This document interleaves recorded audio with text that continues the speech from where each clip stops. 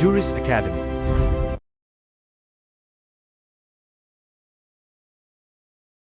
अरे पोलिसी लेभलको विषयवस्तुको सन्दर्भमा यो त के हुन्छ एक्जिक्युटिभ डोमेनको कुरा हो नि, यो जुडिसियल म्यानेजरेबल स्ट्यान्डर्डभित्र पर्दैन नि, यस्तोमा अदालत प्रवेश गर्नु हुँदैन। यो कुरा हेरिन्छ, माग गरिएको कुरा पुरा भएको छ कि छैन, भइसकेको छ कि होइन, हुनसक्छ नि त भइसकेर आएको हुन्छ, यहाँ थाहा नै नहुने अवस्था पनि हुन्छ। तपाईँले लिखित जवाफ दिँदाखेरि 15 दिनको समय, थाम्ने म्याद अर्को 15 दिन, 7 दिन, 10 दिन तपाईँले थाम्नु भएको हुन्छ, 30 दिन हुन्छ। त्यो 30 दिनको समयावधिमा तपाईँले 25 दिनका दिन पनि बुझाउन पाउनु भयो नि निवेदन साथ, अब 25-24 दिनका दिनै त्यो काम सकिसकेको हुन्छ कि, अनि तपाईँले लिखित जवाफ पेश गर्नुभयो भने तपाईँको लिखित जवाफको हैसियत के हुन्छ? यो कुराहरू ध्यान दिनुपर्छ। माग गरिएको विषयमा निर्विवाद हक कायम भइसकेको अवस्था छ भने पनि त्यस्तो त्यो जारी हुँदैन। त्यस्तो कुराहरू पनि उत्प्रेषणको लिखित जवाफ लेख्दाखेरि ध्यान दिनुपर्छ। अब प्रतिशतको त हुन लागेको काम रोक्ने हो। रोक्न खोजिएको काम कारबाही अनैतिक छ कि छैन, रोक्न खोजिएको काम कारबाही अधिकारविहीन र अधिकार बाहिर गएर गर्न खोजिएको छ कि छैन, प्राकृतिक न्यायको सिद्धान्त हकदया छ छैन, मौलिक हक कुण्ठित गर्न खोजिएको छ छैन, वैकल्पिक उपचारको व्यवस्था छ छैन, यति कुराहरू हेर्नुपर्छ। तर यो चाहिँ के हो त, फ्युचर ओरिएन्टेड भएर हुन लाग्यो भनेर चाहिँ आशंकाको भरमा हो। निषेधाज्ञा र यो प्रतिशत उस्तै उस्तै प्रकृतिको देखिन्छ क्यारेक्टर। परमादेशको लिखित जवाफ लेख्दा केमा याद गर्नु पर्यो? हकदया हेर्नु पर्यो, रिट निवेदकको सार्थक सम्बन्ध छ कि छैन, अनि जसले त्यो कानुनको चाहिँ कर्तव्य निर्वाह गर्ने नगरेको भने त्यसलाई विपक्षी बनाएको छ कि छैन, अख्तियारवालाले कर्तव्य पुरा गर्न इन्कार गरेको हो कि होइन, प्राकृतिक न्यायको सिद्धान्त, क्षेत्राधिकार, नीतिगत विषय, माग गरिएको विषय सम्पन्न भइसकेको छ कि छैन, यिनै कुराहरू ध्यान दिनुपर्छ। मैले भने म्यान्डामस यो परमादेशले के गर्छ त, प्रतिशेकले खारेज गरेको, बदर गरेको निर्णयलाई परमादेशले वे फरवर्ड गरिन्छ। बदर भयो, अब यसो गर भनिदिनु पर्छ, त्यो कुरा हेर्नुपर्छ। अधिकार पृच्छा त्यही हो, नियुक्ति दिएको छ, कुन अधिकारीले नियुक्ति दिएको हो, कुन अधिकारीले नियुक्ति बदर गरेको, त्यसलाई विपक्षी नबनाउने क्या, त्यो कन्टेक्स्ट हुन्छ, त्यो हेर्नु पर्यो। नियुक्ति मनोनयन निर्वाचित भएकोमा कानुन बमोजिमको कार्यविधि प्रक्रिया पुरा भएको छैन, कानुन बमोजिमको योग्यता पुरा भएको हो कि नियुक्ति हुने व्यक्ति, अब नियुक्तिको लागि ऊ आयो, ऊ कानुन बमोजिम योग्य नै छैन भने त त्यो त अघिल्लो मान्छे त बदर हुन्छ त, पछिल्लोको लिखित जवाफ हो नि त, तपाईँको पछिल्लो नियुक्ति ठिक छ भनेर जाने हो नि त तपाईँले लिखित जवाफ लिएर जाँदाखेरि त, किनभने अघिल्लोले हालेको हो अधिकार पृच्छा त। त्यस्तो अवस्थामा अघिल्लो चाहिँ हृतपूर्वकको छैन, पछिल्लो चाहिँ के हो त क्वालिफाइड हो, कानुन बमोजिमको योग्यता पुरा भएको छ भन्ने कुरा हेर्नु पर्यो। नियुक्ति मनोनयन निर्वाचित हुने पदको काम कर्तव्य अधिकार कानुनद्वारा तोकिएको छ कि छैन, सरकारको नीति निर्देशनको अधीनमा रहेर काम गर्ने पद हो कि होइन, यी कुराहरू हेर्नुपर्छ। अहिलेसम्म हामीले लिखित जवाफमा हेर्दाखेरि समस्या परेको बेला उल्टाइदिउँला समाधान चाहिँ, समस्या के हो त भन्दाखेरि अप्ठ्यारो नपरुन्जेलसम्म, लास्ट डेट नआउन्जेलसम्म सरकारी वकिल कहाँ आउँदै नआउने सबभन्दा ठुलो समस्या। अन टाइममा सरकारी वकिल कहाँ आउनु पर्यो, सरकारी वकिलकामा चाहिँ लास्ट अस्त्रको रूपमा मात्रै आउने, अनि लिखित जवाफ मात्रै लिएर आउने ठाडो, त्यसको सम्बद्ध प्रमाण कागज लिखतहरू नल्याउने, यो समस्या। म्याद समाप्त हुने अन्तिम दिन, अब 15 दिनको छ, थाम्ने म्याद पनि 15 दिन गरेर 29औं दिनका दिन 28औं दिनका दिन लिएर आउँछ, लिएर आएर फ्यात्त छोडिदिएर जाने, त्यो सम्बन्धित निकायको अथोरिटीलाई जवाफदेही बनाउन सकिएको छैन। ढाँचा मिलेको हुँदैन, मिलाउन लाउँदाखेरि उल्टै झर्को मान्नुहुन्छ उहाँहरूले, यो मिलाएर ल्याउनुहोस्, यो चिज मिलेको छैन भन्ने हो। जसले लिखित जवाफ लिएर आउनुहुन्छ नि त्यो आधिकारिक व्यक्ति नै हुँदैन, कसरी उसँग प्रमाण, कार्यालय सहयोगीलाई अथवा खर्दार साहबलाई पठाइदिनु भएको हुन्छ, अनि त्यो त्यो त्यो त्यो चाहिँ लिखित जवाफ भएका कानुनी त्रुटिहरू, कानुनी समस्याहरू कसरी स्पष्ट पार्न सकिन्छ त? अनि विषयवस्तुलाई क्लियर पार्ने प्रमाणका समावेश नहुने, अनि जवाफ मात्रै पठाउने केन्द्रित हुने, प्रतिरक्षा पनि आवश्यक छ, नक्कल कागजातहरू पनि चाहिन्छ, यो पनि पेश हुनुपर्छ। तपाईँले लिखित जवाफमा लेखेको कुरा त त्यो प्रमाणले बोल्नुपर्छ नि त, निर्णय गरेछ निर्णय होला, माइनोट होला, के अरे क्याबिनेट डिसिजन होला, त्योहरू चाहिँ नल्याइदिने, यसले गर्दा समस्या परेको छ। अधिकारको स्रोत नखुल्ने, कानुन प्रयोगै नहुने अवस्थामा पनि कार्य सम्पादन गरिएको, अनि जवाफ दिँदाखेरि पनि पहिलो 1 नम्बरमा हाल्नुपर्नेलाई 9 नम्बरमा हालेको छ, 9 नम्बरमा हाल्नुपर्ने 2 नम्बरमा हालेको छ, त्यो सिलसिलावार नहुने। अनि जुन विषयमा चाहिँ निवेदकले प्रश्न उठाउनु भएको छ नि त्यसको उत्तरै भेटिँदैन, अर्को उत्तर दिएर पठाउनु भएको हुन्छ, तार्किक हुँदैन, कानुनलाई च्यालेन्ज गर्नु भएको हुन्छ निवेदकले, कानुन यो कारणले गर्दा भन्ने कुरा देखिँदैन, कानुनको पुष्ट्याइ गर्न नसक्ने, तर्कपूर्ण नहुने, सम्बन्धित विषयभन्दा बाहिरको विषयमा जवाफ आउने जिम्मेवारी हुन्छ त्यस्ता सरकारी निकायहरू।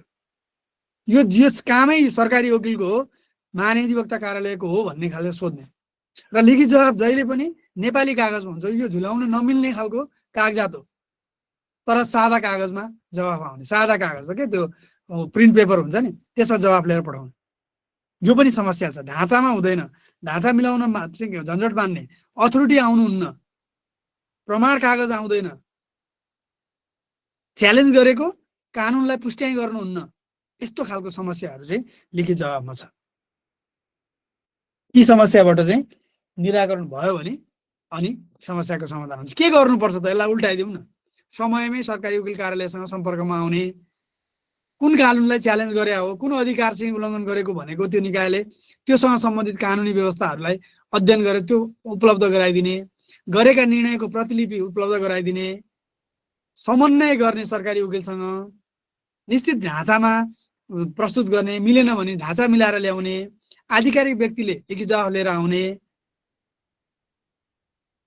त्योलाई भेरिफाई गर्ने प्रमाण कागजहरू ल्याउने, यस्तो कार्यहरू गर्यो भने अनि यो लिखित जवाब गजबको हुन्छ, प्रभावकारी हुन्छ र यसको चाहिँ जुन समस्या निराकरण गर्न सकिन्छ।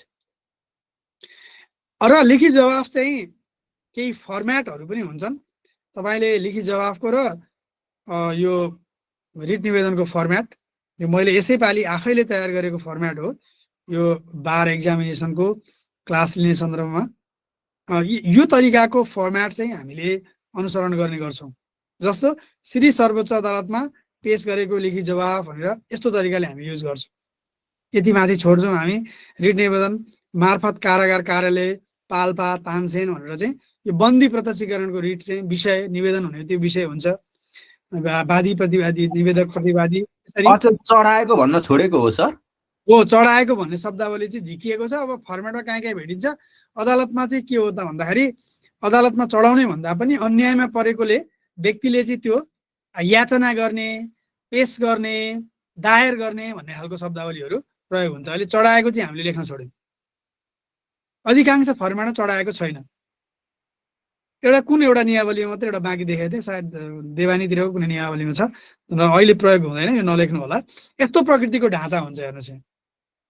रिट निवेदन प्रस्तुत गर्छ मलाई, अनि रिट निवेदन प्रस्तुत गर्दा उसले नजिर पनि यो नजिर समेतको आधारमा मलाई चाहिँ यो चाहिँ धेरै वर्ष कैद सजाय हुने गरी चाहिँ त्यो चाहिँ कैदी पूर्जी चाहिँ संशोधन नगरेको भनेर चाहिँ उसले कसलाई विपक्षी बनाए, उच्च अदालत, धादिङ जिल्ला अदालत, कारागार कार्यालय विपक्षी बनाए। यहाँ यिनीहरू मध्ये कसै न कसैको रोलको कारणले गर्दा ऊ अन्याय पर्यो भन्ने छ नि। यसरी हामी प्रमाण कागजहरू धादिङ जिल्ला अदालतको कैदी पूर्जीको प्रतिलिपि, सर्वोच्च अदालतको फैसलाको प्रतिलिपि, पक्राउ गरी थुनाएको थुना पूर्जी, नागरिकता, यस्ता यस्ता चिजहरू चाहिँ हालेर यो निवेदकले निवेदन दिएको हुन्छ। अब यसको जवाब चाहिँ तपाईँले यो यसरी पेश गर्नुपर्छ। लिखित जवाब चाहिँ सर्वोच्च अदालतमा पेश गरेको, अघि के गरेको थियो, निवेदन गर्दा यहाँ दायर गरेको भन्ने थियो। यसको केही न केही यसको रिजन चाहिँ छ, तर सबै तपाईँहरूले ध्यान दिनु त्यति पर्दैन। यो मुद्दाको रूपमा उसले रिट निवेदन पेश गर्यो, त्यही भएर दायर गर्यो। अब जवाब फर्काउँदा चाहिँ पेश गरेको हो क्या। लिखित जवाब मार्फत महान्यायधिवक्ता कार्यालय रामचापत काठमाडौँ, यसरी मार्फत हुन्छ। धादिङ जिल्ला अदालत लिखित जवाब प्रस्तुतकर्ता भयो, विपक्षी निवेदक राजकुमार श्रेष्ठ बन्दी भयो, 3 दिने म्याद सूचना म्याद तामेल भएको कारणले गर्दा। यसरी चाहिँ के कारणले गर्दाखेरि चाहिँ अन्य प्रत्यार्थीहरूले आफ्नो तर्फबाट लिखित जवाब पेश गर्नुहुन्छ, मेरो यो धादिङ जिल्ला अदालतको तर्फबाट मात्रै मैले पेश गरेको छु भन्ने लिमिट गर्ने। यो कारणले गर्दाखेरि मैले चाहिँ यो यसरी चाहिँ कैदी पूर्जी चाहिँ संशोधन नगरेको हो, यो नजिर छ, यी नजिर समेतको आधारमा चाहिँ यो रिट निवेदन चाहिँ खारेज भएको छ, खारेज गरी पाऊँ। सरकारी वकिलले बहस गर्ने बुदालाई पनि अभिन्न अङ्ग मानौँ। लिखित जवाब प्रस्तुत गर्दा सरकारी निकायलाई दस्तुर लाग्दैन। अनि उसले च्यालेन्ज गरेको डकुमेन्ट तल निम्न कागजमा मेन चाहिँ धादिङ जिल्ला अदालतको 75 माघ 1 गतेको कैदी पूर्जीको प्रतिलिपि, त्यसलाई उसले च्यालेन्ज गरेर आएकोले गर्दा त्यो अनिवार्य हुन्छ। त्यो राखेर चाहिँ लिखित जवाब प्रस्तुत गर्दा शेषदार उपसचिव रामकुमार वर्मा, धादिङ जिल्ला अदालत इति सम्बद्ध, यस्तो तरिकाको हुन्छ। त्यही भएर निवेदकले के माग्नु भएको छ, कुन कानुनलाई उहाँले च्यालेन्ज गर्नु भएको भन्ने कुरा लिखित जवाफमा उत्तर खोजिदिनुपर्छ। कानुन ठ्याक्कै भेटिएन भनेदेखि नजिरहरू प्रस्तुत गरेर कमन लिगल सिस्टममा नजिरको उल्लङ्घन भयो, यो नजिर समेतको आधारमा चाहिँ यो हामीले गरेको काम ठिक छ भनेर चाहिँ लिखित जवाब प्रस्तुत गर्नु पर्यो।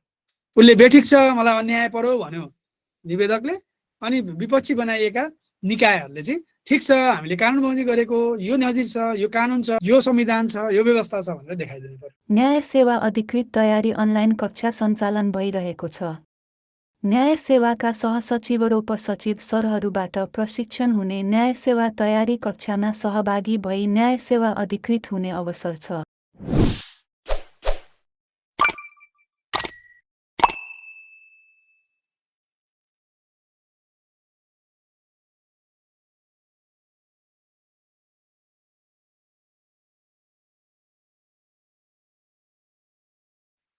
ओके, यहाँहरू सबैलाई हार्दिक स्वागत छ। हामी निर्धारित समय पनि व्यतीत गरिसकेका छौँ। त्यसो हुँदा कति पनि ढिला नगरिकन आजको निर्धारित च्याप्टरलाई हामी अगाडि बढाउँ। आज रमाइलो च्याप्टर छ, जसमा आइरने टाइपको च्याप्टर पनि र सजिलो पनि छ, त्यति धेरै कम्प्लिकेटेड पनि छैन आजको च्याप्टर। आज हामी 2.8 लाई अध्ययन गर्ने प्रयत्न गर्दैछौँ। 2.8 यानि कि रिट निवेदन तथा लिखित जवाफ सम्बन्धी व्यवस्था। यो रिट निवेदन के हो, हाम्रो संविधानले यो रिट निवेदनमा के कस्ता व्यवस्थाहरू गरेको छ र हिस्टोरिकल्ली कहाँबाट कहिलेबाट रिटको सुरुवात भयो, यी यावत विषयमा आज हामी छलफल गर्छौँ। र लिखित जवाफ के हो, लिखित जवाफ बेसिकल्ली कहाँनिर प्रब्लम छ, लिखित जवाफ लेख्दाखेरि कहाँ कहाँ ध्यान दिनुपर्छ, र अहिलेको विद्यमान परिस्थितिमा तपाईँहरूले अब प्र्याक्टिकल्ली त्यति थाहा पाउनु भएको छैन। कोही सिस्टममा कार्यरत हुनुहुन्छ भने केही आइडियाहरू हुन्छ, अन्यथा प्र्याक्टिकल्ली अलिकति गाह्रो हुन्छ। प्र्याक्टिकल्ली लिखित जवाफमा धेरै समस्याहरू छन्, त्यो कुरा पनि आज हामी छलफल गर्छौँ।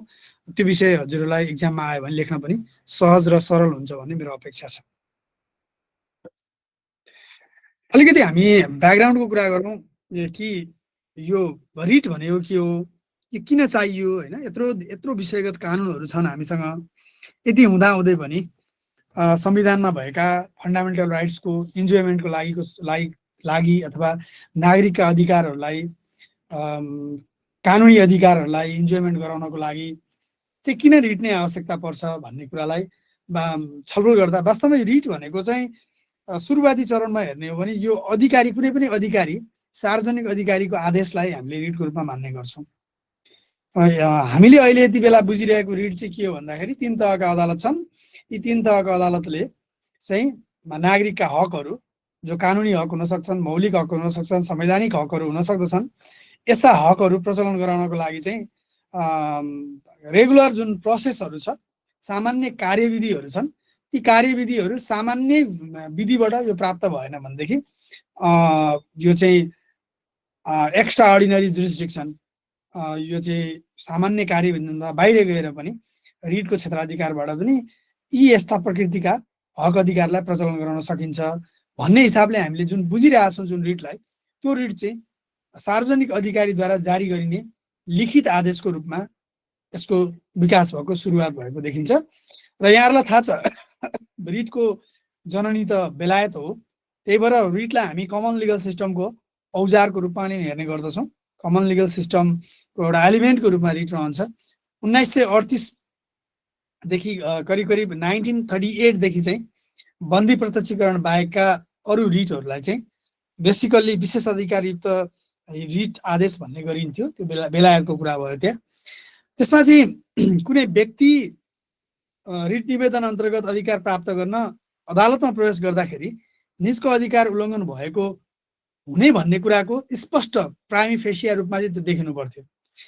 त्यो रिटको निवेदन लिएर जाँदाखेरि उसको अधिकार उल्लङ्घन भएको छ कि छैन भन्ने कुरा हेरिन्थ्यो र अधिकार उल्लङ्घन भएको देखियो भने मात्रै रिट दर्ता गरेर त्यसमा चाहिँ उपचारहरू दिने गरिन्थ्यो।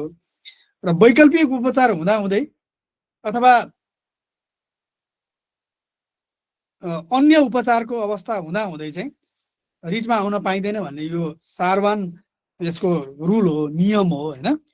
र यदि छ भने पनि त्यो उपचार प्रभावकारी छैन भने पनि आउन पाइन्छ। फेरि वैकल्पिक उपचारको सट्टामा आउने हो रिटमा भनेको जुन रेगुलर कार्यविधि छ, कुनै कानुनले, ऐनले, नियावलीहरूले, कार्यविधिले त्यसलाई एड्रेस गरेको छ, त्यसको उल्लङ्घन भयो भने उपचार गर्ने ग्यारेन्टी गरेको छ, त्यतै जानु पर्यो। त्यो छैन भने यता आउन पाइयो रिटमा। अर्को चाहिँ भएको त्यस्तो उपचार पनि प्रभावकारी छैन भन्ने अथवा प्रभावहीन भयो भने त्यस्तो अवस्थामा चाहिँ रिटमा आउन सकिन्छ। भनिहाले बेलायतबाट यसको विकास भएको देखिन्छ।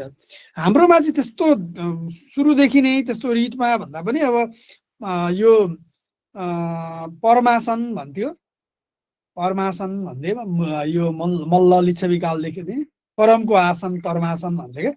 राजाले बोलेर चाहिँ माफी दिने, मुल्तबीमा राखिदिने होइन, यस्तो गर भन्ने, त्यसलाई छोडिदेऊ भन्ने यस्तो खालको आदेशहरू हुन्थ्यो।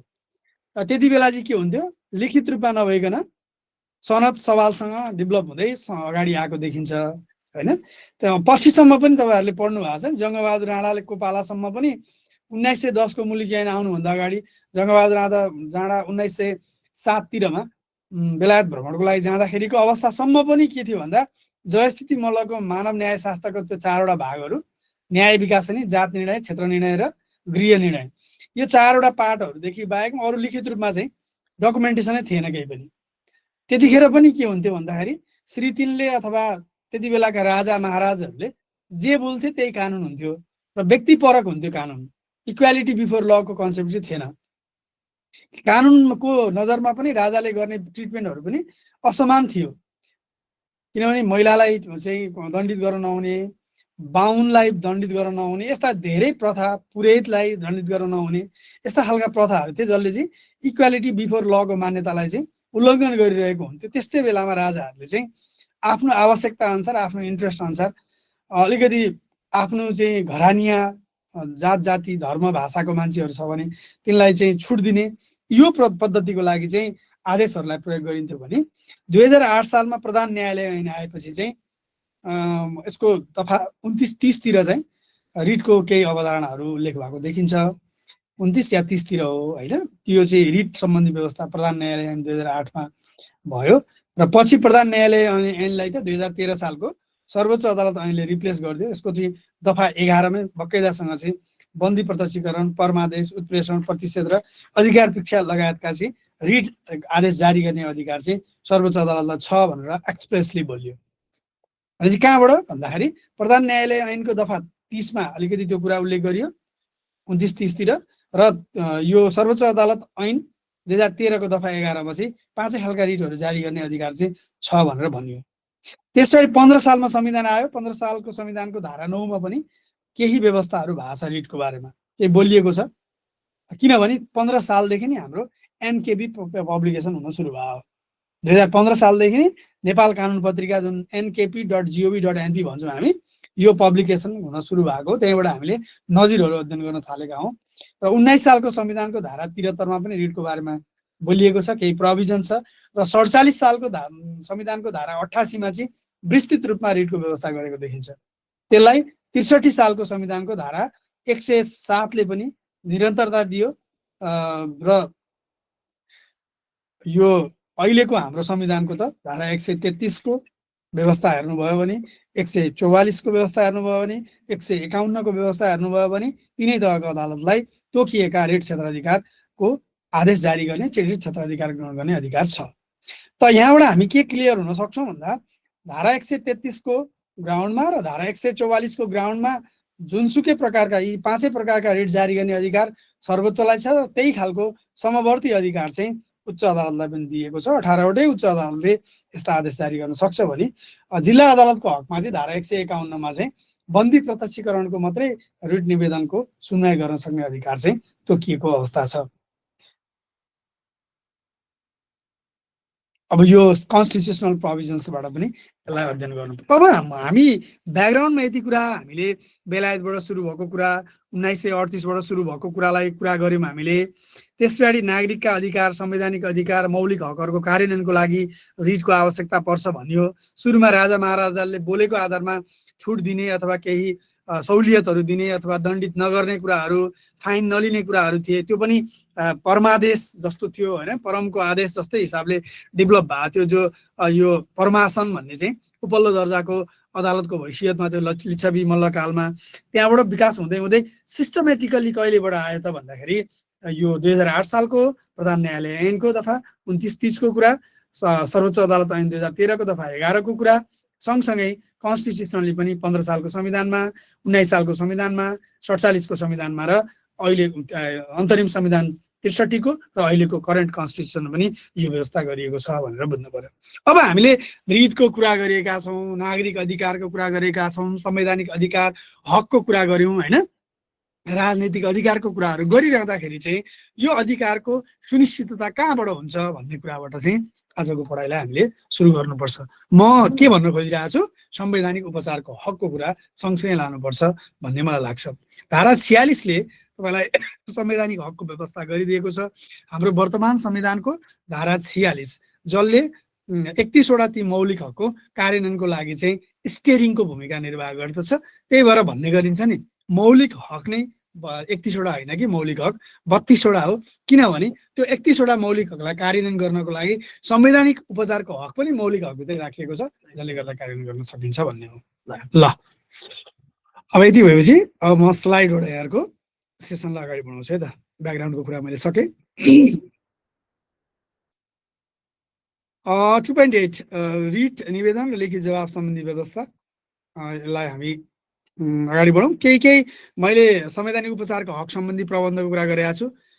अभिजस इबी रेमेडियम भन्छ, अभिजस इबी रेमेडियम, जहाँ अधिकार हुन्छ त्यहाँ उपचार अवश्य पनि हुन्छ। यो ल्याटिन शब्दले नि संवैधानिक उपचारको हकको कुरालाई जोड्छ। राज्य विरुद्ध प्रत्याभूत गरिएका हक भएकोले उल्लङ्घन पनि राज्यबाटै हुने भएकोले संवैधानिक हककै रूपमा उपचार प्रदान गर्नुपर्ने अनिवार्यता भएकोले गर्दा धारा 46 ल्याएको। किन धारा 46 त? यो कसले उल्लङ्घन गर्छ त? सामान्यतया राज्यले उल्लङ्घन गर्छ, राज्यका निकायले उल्लङ्घन गर्छ, राज्यका अधिकारीले उल्लङ्घन गर्छन्, राज्यको संयन्त्रले उल्लङ्घन गर्छ। किन उल्लङ्घन हुन्छ? Power corrupts, absolute power corrupts absolutely भनिन्छ। राज्यसँग के हुन्छ त? पावर हुन्छ। यस्तो पावर हुन्छ जुन राज्यलाई लाग्छ, सरकारलाई लाग्छ कि यो अल्टिमेट अनलिमिटेड पावर हो, यो एब्सोल्युट पावर हो भन्ने लाग्छ, तर यथार्थमा एब्सोल्युट पावर होइन भनेर नै रिटको आवश्यकताको महसुस गरिएको। राज्यले के गरिदिन्छ? मसँग स्टेट पावर छ, मसँग पुलिस पावर छ, मसँग एडमिनिस्ट्रेटिभ पावर छ र मसँग फिनान्सियल पावर छ। यो सबै चारैवटा प्रकृतिको पावर म प्रयोग गर्न सक्छु भन्ने जुन दिवा सपना बोकेको हुन्छ, त्यसैको बाई प्रोडक्ट, त्यही सपनाको चाहिँ परिणाम स्वरूप चाहिँ राज्य अथवा सरकार, त्यसका संयन्त्र, अधिकारी निकाय आदिले चाहिँ कार्य गर्दछन्, जसले गर्दा नागरिक सोभरेन अथोरिटीका हकहरू उल्लङ्घन हुन्छन्। त्यस्तो हकलाई चाहिँ संविधानतै नै उपचारको व्यवस्था गरिनुपर्दछ, ग्यारेन्टी गरिनुपर्दछ भन्ने उद्देश्यका साथ यो व्यवस्था भएको। भारतका यी पपुलर BR अम्बेडकर भन्ने जुरिस्ट छन्, यिनले के भनेका छन् भनेदेखि यो संवैधानिक उपचारको कुरा चाहिँ heart and soul of the constitution because it provides a guaranteed mechanism for the protection of fundamental rights भन्छ। त्यही भएर यो जुन रेमेडियमको कुरा छ, संवैधानिक उपचारको कुरा छ, हाम्रो संविधानको धारा 46 को कुरा छ, यो भनेको चाहिँ heart and soul of the constitution भन्छ। यो मुटु पनि हो र आत्मा पनि हो। यो नभइकन त्यो फन्डामेन्टल राइट्सहरू चाहिँ इन्जोयमेन्ट गर्न सकिँदैन भन्ने हो। यो चिजलाई हजुरहरूले रिटमा कहीँ कतै जोड्नुपर्ने हुन्छ, किनभने उपचार बिनाको अधिकार मात्रैले त कार्य गर्दैन नि त।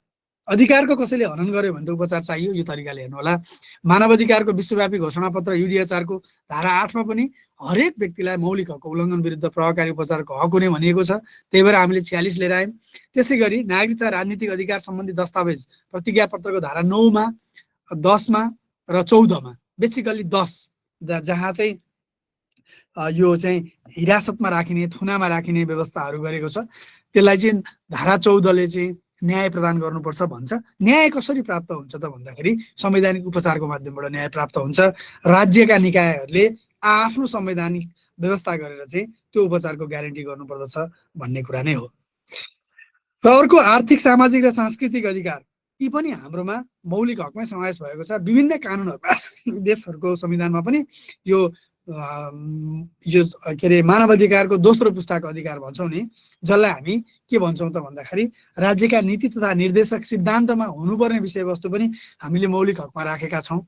किनभने त्यतिखेरको चाहिँ यो आन्दोलन, द्वन्द्व होइन, त्यतिखेर परिस्थिति, अन्मिनसँगको चाहिँ त्यो शान्ति वार्ता, यी धेरै कुरा र त्यतिखेरको तत्कालीन द्वन्द्वमा रहेको माओवादी, त्यसलाई एड्रेस गर्नको लागि पनि कन्स्टिट्युसनमा यी व्यवस्थाहरू राख्नुपर्ने भयो। त्यस कारणले गर्दाखेरि त्यसलाई कार्यान्वयन गर्नको लागि पनि धारा 46 को आवश्यकता पर्यो।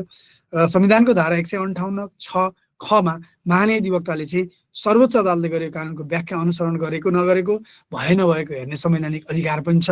त्यस कारणले गर्दा पनि यसको संवैधानिक उपचारको हकको प्रबन्ध गरिनुपर्ने अवस्था र यो मेकानिजम चाहिँ कन्स्टिट्युसनमै राखेको अवस्था हो।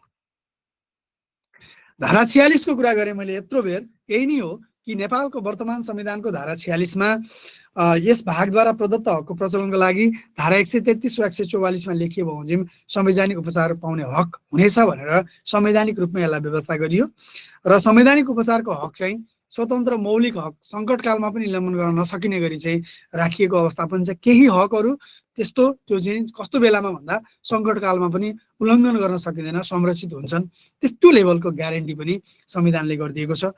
मौलिक हकमाथि अनुचित बन्देज लगाउने गरी बनाएको कानुन अमान्य गर्ने असाधारण अधिकार कसलाई छ त? सर्वोच्च अदालतलाई छ। मौलिक हक प्रचलन गराउन रिट जारी गर्ने अधिकार सर्वोच्च अदालतलाई र धारा 144 अन्तर्गत उच्च अदालतलाई पनि छ, जसलाई हामी चाहिँ कन्करेन्ट राइट्सको रूपमा अथवा सहवर्ती अधिकारको रूपमा लिने गर्दछौँ। सामान्यतया सङ्घीय निकाय र पदाधिकारीले मौलिक हक उल्लङ्घन गरे सर्वोच्च अदालत र प्रादेशिक निकाय र पदाधिकारीले मौलिक हक उल्लङ्घन गरेमा उच्च अदालत प्रवेश गर्ने देखिन्छ। तर रोकावट केही पनि छैन। मौलिक हक उल्लङ्घन भयो भने प्रदेशको कुनै अथोरिटीले मौलिक हक उल्लङ्घन गर्यो भने पनि त्यसलाई लिएर सर्वोच्च अदालत आउन सकिन्छ, रोकिँदैन। तर देखिन्छ कस्तो, यो चाहिँ प्र्याग्मेटिक हिसाबले हेर्ने, प्र्याक्टिकली हेर्ने हो भने प्रदेशका एन्टिटीहरूले त्यो कार्य गरे, मौलिक हकमा चाहिँ अनुचित बन्देज लगाए इन्जोयमेन्ट गर्नको लागि उल्लङ्घन गरे भने उच्चमा हाल्ने, अथवा सङ्घीय निकाय पदाधिकारीले गरे भने सर्वोच्चमा हाल्ने प्रचलन चाहिँ देखिन्छ। किनभने यो मौलिक हक प्रचलन गर्नको लागि कुनै पनि उच्च अदालतलाई, कुनै पनि अदालतलाई भौगोलिक सीमाले बाँध्दैन। त्यही भएर यो प्रायोरिटीमा छ। किनभने कोशी प्रदेशको कुनै नागरिकको विरुद्धमा कोशी प्रदेशको कुनै अथोरिटीले मौलिक हक उल्लङ्घन गर्यो भने कोशीमै आउनुपर्छ भन्ने छैन। भौगोलिक बन्धन छैन। उसलाई इजी लाग्यो, ऊ कहाँ आउन सक्छ त? जनकपुरको उच्च अदालतमा पनि हाल्न सक्छ। यो प्रब्लम छैन। सुदूरपश्चिममा भएको बेला ऊ गएर हाल्यो, त्यहाँ पनि हाल्न पाउँछ। भौगोलिक उसले रोकिँदैन। र अर्को इन्ट्रेस्टिङ फ्याक्ट भनेको चाहिँ ऊ सर्वोच्चमै आएर पनि के गर्न सक्छ त? मौलिक हकको सन्दर्भमा कार्यान्वयन गराउनको लागि जुनसुकै बन्दी प्रत्यक्षीकरण, फर्मादेश, उत्प्रेषण, अधिकार परीक्षा र प्रतिषेध लगायतका यी 5वटा रिटको सन्दर्भमा क्षेत्राधिकार ग्रहण गरेर निवेदन दिन सक्छ। त्यही भएर नेपालको संविधान अनुसार सर्वोच्च उच्च अदालतमा रिट क्षेत्राधिकार मार्फत संवैधानिक उपचारको हक प्रचलन गराउन सकिन्छ। सर्वोच्च अदालतले देशभर आदेश गर्न सक्छ। उच्च अदालतले आफ्नो प्रादेशिक अधिकार क्षेत्रभित्र, जिल्ला अदालतले जिल्लाको अधिकार क्षेत्रभित्रको भित्रका विषयमा संवैधानिक उपचार प्रदान गर्न त्यो क्षेत्रको हिसाबले त्यो देखिन्छ। यद्यपि त्यसलाई रोकावट चाहिँ छैन। सर्वोच्च र उच्च अदालतले संवैधानिक उपचार अन्तर्गत रिट जारी गर्दा सार्वजनिक हक कि सरोकारको विषयमा जारी गर्न सक्छ भने जिल्ला अदालतले त्यो विषयमा बोल्न सक्दैन, किन उसँग त जम्मा बन्दीको मात्रै इस्यु छ। सर्वोच्च अदालतले संवैधानिक उपचारको हक अन्तर्गत रिट जारी गर्दा कानुन बदर गर्ने अधिकार राख्छ भने अन्य दुई अदालतले सो अधिकार राख्दैन। एकदमै यो डिमार्केसन छ। उच्च अदालतले त्यसरी कुनै पनि कानुन बाजिएको अवस्थासम्म त्यो बाजिएको कानुनलाई बदर गर्ने अधिकार राख्दैन। यो अधिकार सर्वोच्चमा सीमित छ। सर्वोच्च अदालत र उच्च अदालतले 5 प्रकारको रिट र अन्य जुनसुकै आदेश जारी गर्न सक्छ। तर जिल्ला अदालतले बन्दी, अब यो निषेधाज्ञा मात्रै जारी होइन, निषेधाज्ञा एउटा निवेदन हो। कुनै काम तत्काल आफ्नो क्षेत्रीय, आफ्नो भौगोलिक क्षेत्राधिकार भएको जिल्लामा कुनै काम तत्काल नरोकेमा त्यसले कसैलाई अपूर्ण क्षति हुने, अरू कसैलाई पक्राउ हुन सक्ने यस्तो अवस्था भयो भने सामान्य निवेदनको रूपमा निषेधाज्ञा लिएको रिटको कुरा गर्दा बन्दी प्रत्यक्षीकरणको रिट मात्रै जारी गर्न सक्छ। अब सर्वोच्च अदालतले व्याख्या गरेको छ यो माधव कुमार बस्नेत विरुद्ध न्याय परिषद सचिवालय भएको यो 1985 को मुद्दा अत्यन्तै पपुलर मुद्दा हो। यही मुद्दाको कारणले गर्दा भोलि बुधबार नि भोलि बस्ने संवैधानिक इजलासमा ठुलो सङ्ख्यामा चाहिँ न्याय परिषदले सिफारिस गरेर प्रधान न्यायाधीशले तोक्ने गरी चाहिँ न्यायाधीशहरू चाहिँ तयार गरिएको हुन्छ। सुरुमा के गरिएको थियो भने त्यही 5 जना 4 जनालाई मात्रै तोक्दिने जहिले पनि, अनि न्यायाधीशले त्यही 4 जना लिने, अनि कहिले 1 जना बिरामी हुने, कहिले छोरीको बिहे पर्ने, कहिले के पर्ने। त्यो भएपछि संवैधानिक इजलासबाट हेरिने त्यस्तो खालको धारा 46 ले प्रदान गरेको त्यो अधिकारलाई कुण्ठित हुने गरी जुन धारा 133 को 1 को चाहिँ उपचारको व्यवस्था छ संवैधानिक इजलासमा हुने क्षेत्राधिकार, अथवा या भनौँ धारा 137 अन्तर्गतको जुन संवैधानिक इजलासको क्षेत्राधिकार छ त्यो विषयमा एड्रेस गर्नुपर्ने विषयलाई चाहिँ नजरअन्दाज गरियो, इग्नोर गरियो। त्यसकारणले गर्दाखेरि माधव सरले चाहिँ यो रिट हाल्नुभयो र यो रिटमा सर्वोच्च अदालतले के भन्यो भने न्याय परिषदलाई, न्याय परिषद तिमीले त्यो 4 जना न्यायाधीश मात्रै सिफारिस गर्ने होइन कि अलि धेरै न्यायाधीश सिफारिस गरिदेऊ जसले गर्दाखेरि 12, 13, 14 जना न्यायाधीश सिफारिस गरिदेऊ न, 20 जना हुनुहुन्छ त सिजेदेखि बाहेक, 20 जना मध्येमा सिनियरिटीका आधारमा गरे पनि जे गरे पनि गरिदेऊ। त्यो गरिदेऊ भनेदेखि त्यति मध्येको प्रधान न्यायाधीशले चाहिँ पिक गरेर हैन, पिक एन्ड चुज गरेर चाहिँ 4 जना तान्नुहुन्छ, किनभने उहाँले संवैधानिक के अरे न्याय परिषदको सिफारिसमा प्रधान न्यायाधीशले तोकेको भन्ने हो। एपोइन्ट त प्रधान न्यायाधीशले गर्नु पर्यो त्यो इजलास गठन गर्दा, संवैधानिक इजलास। त्यस कारणले गर्दा यो रिटमा त्यो बोलिसकेपछि मलाई लाग्छ अहिले 11-12 जना कम्तीमा न्यायाधीशहरूलाई चाहिँ न्याय परिषदले चाहिँ सिफारिस गरेर राखेको छ। त्यो मध्येबाट जेनरली सिनियरिटीको आधारमा 4 जना न्यायाधीशलाई चाहिँ प्रधान न्यायाधीशले तोक्नुहुन्छ र इजलास गठन हुन्छ। न्यायिक उपचार प्रदान गर्ने संयन्त्रको अभावमा मौलिक हकहरूको प्रचलन सम्भव हुँदैन। त्यही भएर संवैधानिक इजलासको व्यवस्था नागरिकको मौलिक हक प्रचलन गर्न अनुन्यासित रूपमा जोडिएको कारणले गर्दा यो स्वयं मौलिक हकको विषय पनि भएकोले गर्दाखेरि त्यस्तो रोस्टरमा राख भनेर भनिदिएको छ।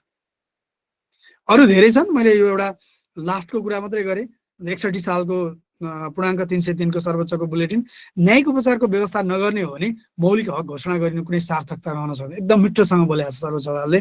मौलिक हकको व्यवस्था भएको कारणले नै संवैधानिक उपचारको हकको आवश्यकता रहन गएको हो। त्यस कारणले गर्दा यदि त्यो 46 को धारा 46 थिएन भने यो अरू बाँकी 31 वटा मौलिक हकको औचित्य हुँदैन थियो। त्यही भएर अम्बेडकरले भन्नुभयो नि यो सोल पनि हो र यो हार्ट पनि हो भनेर भनिदिनु भएको छ। यो तरिकाले चाहिँ हेर्नुपर्ने हुन्छ। ल अब रिट निवेदनका कुरा गर्दा हामीले अघि नै कुरा गऱ्यौँ, उत्प्रेषण हो, परमादेश हो, प्रतिषेध हो, बन्दी हो, अधिकार परीक्षा हो। यो 5 वटा रिट निवेदन हो भने सर्वोच्च अदालतले संविधानको धारा 133 को 1 बमोजिमको निवेदन पनि हेर्छ। यसको क्षेत्राधिकार चाहिँ संवैधानिक इजलासलाई मात्र छ। यसमा 2टा क्षेत्राधिकार पर्छ। एउटा भनेको unreasonable restriction of fundamental rights, कसैले मौलिक हकको उल्लङ्घन गर्न कसैले रोकावट गर्यो भने सर्वोच्च अदालतले संवैधानिक इजलास मार्फत यसलाई एड्रेस गर्न सक्छ। र अर्को मैले क्याल्सनको ग्रान्डम थ्योरी अन्तर्गतको सुपेरिटी अफ द लको रूपमा हैन, कन्स्टिट्युसन जहिले पनि के हुन्छ सबैभन्दा माथिल्लो नर्म्स ग्राउन्ड नर्म्सको रूपमा रहन्छ। त्यस कारणले गर्दा त्योसँग बाजिने गरी बनेका कानुनहरू अमान्य र बदर घोषित गर्ने असाधारण अधिकार पनि सर्वोच्च अदालत छ। यो 133(1) को निवेदन हो। र रिट निवेदनहरू कहिलेकाहीँ रिट पुगेनन् भनेदेखि सार्थक सम्बन्ध तात्विक सरोकार भएन भनेदेखि दरपिट पनि हुन सक्दछ। दरपिट उप निवेदन दिन पनि सकिन्छ र कहिलेकाहीँ अन्तरिम आदेशको उपरको उपचार पनि माग गरिन्छ। जारी गरी पाऊँ भनेर मागेका हुन्छन्। यी सबैलाई हामी रिट निवेदनको सन्दर्भमा एड्रेस गर्न सक्छौँ। हामीले अध्ययन गर्नुपर्ने रिट निवेदन पहिलो हेबियस कर्पस बन्दी प्रत्यक्षीकरणको निवेदन भन्छ। यसलाई किङ अफ द रिट पनि भनिन्छ र यसलाई रिट अफ द रिट पनि भनिन्छ। यो एकदमै सुपेरियर लेभलको एकदम प्रायोरिटीमा परेको, कज लिस्टमा पनि 1 नम्बरमा चढ्ने, अग्राधिकार प्राप्त हुने, 3 दिनभन्दा बढी अदालतहरू बन्द हुने भने यसैलाई हेर्नको लागि मात्रै भए पनि अदालत र न्यायाधीशहरू डबल तलब भत्तामा चाहिँ तोकिनु पर्ने यो बन्दी प्रत्यक्षीकरणको क्यारेक्टर हो। यो एक प्रकारको रिट हो। तर यसको ल्याटिन अर्थ के हुन्छ भन्दा मे यु ह्याभ द बडी भनेको, तिमी सशरीर त्यो तिमीले कब्जामा लिएको थुनेको मान्छेलाई अदालतमा पेश गर भनिएको हेबियस कर्पसको मिनिङ। बन्दीलाई अदालत वा न्यायिक समक्ष दाखिला गर भन्ने हुन्छ। कुनै व्यक्तिलाई गैरकानुन रूपमा थुनामा राखिएको अवस्थामा बन्दी प्रत्यक्षीकरणको रिट जारी हुन्छ। कतिखेर जारी हुन्छ, कुन अवस्थामा जारी हुन्छ मैले धेरै पटक भनिसकेको छु। त्यो तपाईँको चाहिँ नजिर पनि तपाईँहरूलाई म यसमा प्रस्तुत गर्छु। मैले के आधारमा 4 वटा कुरा भनेको थिएँ भन्ने कुरा चाहिँ पूर्ण इजलासको फैसलाले बोलिदिएको अवस्था हो। अनाधिकृत ढङ्गले वा अधिकार नपाएको व्यक्तिले वा कानुनले तय गरेको कार्यविधि नपुर्याई कुनै व्यक्तिलाई बन्दी बनाएको छ भने अदालतले त्यस्तो व्यक्तिलाई थुना मुक्त गर्ने आदेश दिन्छ। वास्तवमा त्यही नै हेबियस कर्पसको अर्डर हो। थुनाको कानुनी परीक्षण गर्ने आदेश हो। यसले चाहिँ मुद्दाको मेरिटमाथि प्रहार गर्ने, मेरिट हेर्ने गर्दैन। आजको यति बेलाको यो घडीको निजको थुना, निवेदकको थुना कानुन बमोजिम छ कि छैन भनेर त्यसको परीक्षण गर्ने, टेस्ट गर्ने काम गरिन्छ। यसले रुल अफ ल मेन्टेन गर्नको लागि सहयोगी भूमिका निर्वाह गर्छ। नत्र भने अथोरिटीसँग भने नि मैले के हुन्छ अरे 4 वटा पावर राज्यसँग भनिदिनुहोस् त कसैले के 4 वटा पावर हुन्छ अरे। तपाईँले बन्दीको यो रिटको कुरा बुझ्नको लागि त राज्य विरुद्धमा जाने हो रिट त, पिपुल त के पावर हुन्छ भन्नु त राज्यसँग।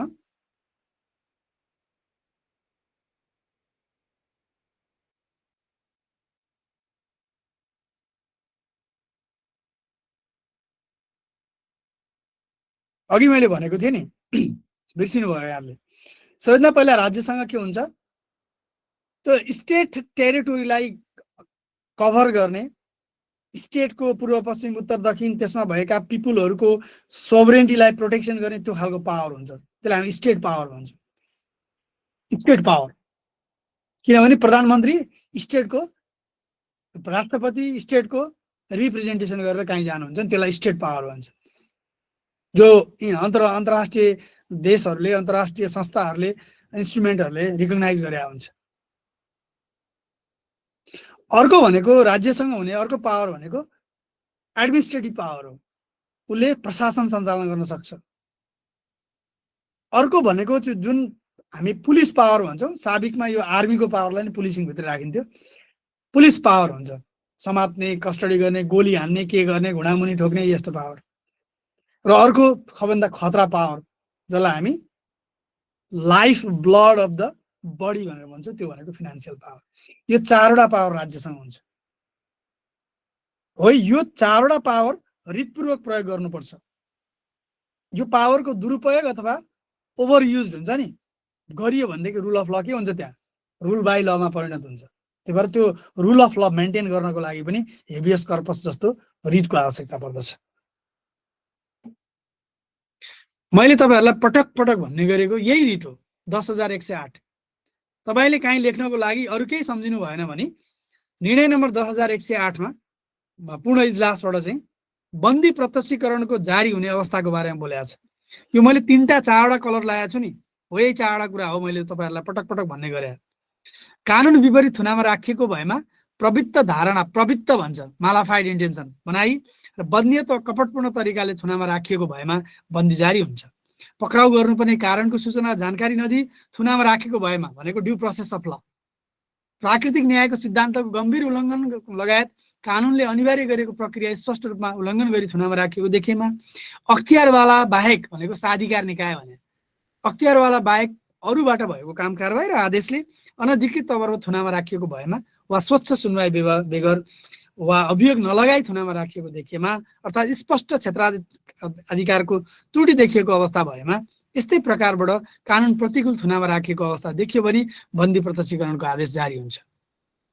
बन्दी प्रत्यक्षीकरणको रिट निवेदनका सन्दर्भमा थुनाको कानुनी वैधता, लिगालिटी, भ्यालिडिटीसम्म परीक्षण गर्ने हो। मातहत अदालतमा विचाराधीन रहेको मुद्दाको तथ्य र प्रमाणको मूल्याङ्कन गरी इन्साफ गरेको परिणाम आउने गरी बन्दी प्रत्यक्षीकरणको आदेश जारी गर्नु हामीले अख्तियार गरिआएको मान्यता, कानुनी प्रणाली र अवधारणा प्रतिकूल हुन जान्छ। त्यही भएर बन्दी प्रत्यक्षीकरणको रिटमा तल्लो तहको अधिकार अदालतको क्षेत्राधिकार ग्रहण गर्ने, उच्चको क्षेत्राधिकार ग्रहण गर्ने, सर्वोच्चको क्षेत्राधिकार ग्रहण गर्ने अथवा तलका निकायको क्षेत्राधिकार ग्रहण गर्ने, यस्तो कार्य गरेर चाहिँ के गर्न सकिँदैन त, मेरिटमा प्रवेश गरेर आदेश गरिँदैन। बन्दी खालि उसको आजको यति बेलाको थुनाको भ्यालिडिटी र लिगालिटी टेस्ट गर्ने मात्रै।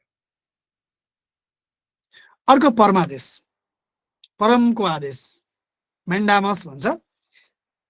परमादेश भन्नाले सार्वजनिक कार्य सम्पादन गर्ने तल्लो प्रशासनिक निकाय वा अदालत पदाधिकारीको नाममा माथिल्लो अदालतले कुनै काम गर्नु भनेर दिएको आदेश, कुनै काम गर्नु भनेर दिएको आदेश। यसको ल्याटिन मिनिङ के हुन्छ भने हामी आदेश दिन्छौँ भनेर, वी कमान्ड भन्ने बुझिन्छ। We command, mandamus means we command. परमादेशको कार्यक्षेत्र जतिसुकै फरालको भए पनि यसको उद्देश्य कुनै खास काम गर्नको लागि आदेश दिने भएकोले त्यही आदेशको परिधिमा मात्रै सीमित रहन्छ। परमादेशको आदेश चाहिँ पर्टिकुलर एक्सनमा देखि बाहेक त्यो चाहिँ भेग तरिकाले जारी गर्न सकिँदैन। कुन विषयलाई चाहिँ गर्ने गराउने भनेको त्यो मात्रै सन्दर्भमा चाहिँ परमादेश जारी हुन्छ। किनभने उत्प्रेषणले त्यो कार्यलाई रोकिसकेको हुन्छ, उत्प्रेषणले कुनै डिसिजनलाई बदर गरिसकेको हुन्छ। अनि के हुन्छ, त्यो विषयवस्तु यथास्थितिमा हुन्छ, डेडलक हुन्छ, के हुन्छ, पज हुन्छ। त्यो बच्चाहरूले स्ट्याच्यु भन्छ नि अम्लो देखाएर, हो त्यस्तै हुन्छ क्या रिट। अब स्ट्याच्यु भनेर त्यसलाई चाहिँ अब रिलिज नगरुन्जेलसम्म त्यो हल्लिँदैन नि बच्चाहरू खेल्दाखेरि, होइन हो। त्यो रिलिज गर्ने काम कसले गर्छ, मेन्डामसले गर्छ। किनभने तपाईँलाई उत्प्रेषणले स्ट्याच्यु बनाइदिन्छ क्या, भइसकेको चिजलाई त्यसले के गर्छ, निर्णयलाई चाहिँ बदर गरिदिन्छ नि त। केही चिज भइसकेको चिज, निर्णय केही हुन लागेको थियो, त्यो कुरा थाहा भयो, अब पक्षले अब त्यतिखेर वास्ता गरेन, पछि के भयो त, अथवा पक्षलाई थाहा नभइकन एग्री डिसिजन पनि हुनसक्छ। त्यसले त के हुन्छ त, त्यो कार्य त यथास्थितिमा रहन्छ नि त। यथास्थिति रह्यो भने वाट नेक्स्ट के हो त? अगाडि बाटो खोलिदिनु पर्यो नि, वे फरवर्ड गरिदिनु पर्यो नि, हो त्यो काम गर्नु भनेर भन्ने आदेश। त्यही भएर त्यो त्यही विषयमा मात्रै सीमित हुन्छ, बाहिर जान पाइँदैन। परमादेशले भइसकेको निर्णयलाई खारेज गर्ने होइन कि तल्लो अदालत र निकायको विरुद्धमा पुनरावेदन लिने पनि होइन। यसले के गर्छ भन्दाखेरि अब के गर्ने भनेर बाटो देखाउँछ। त्यही भएर जेनरली तपाईँले याद गर्नु, उत्प्रेषण र परमादेशसँगै आउँछ नि, एउटा मात्रै कहिले पनि आउँदैन नि। किन उत्प्रेषणले त गरेको निर्णयलाई बदर गरिदिन्छ। बदर गरेपछि के गर्ने त? चुप लाएर बस्ने होइन नि, परमादेश जारी गर्नु पर्यो, यो गर भन्नु पर्यो क्या। कुनै प्रशासनिक, अर्धन्यायिक वा तल्लो न्यायिक निकायले कार्य सम्पादन गर्ने क्रममा गैर कानुनी निर्णय गरेमा त्यसलाई बदर गर्न माथिल्लो न्यायिक निकायले जारी गर्ने रिट हो उत्प्रेषण। त्यो न्यायिक निकायमा दिने निवेदन हो उत्प्रेषण।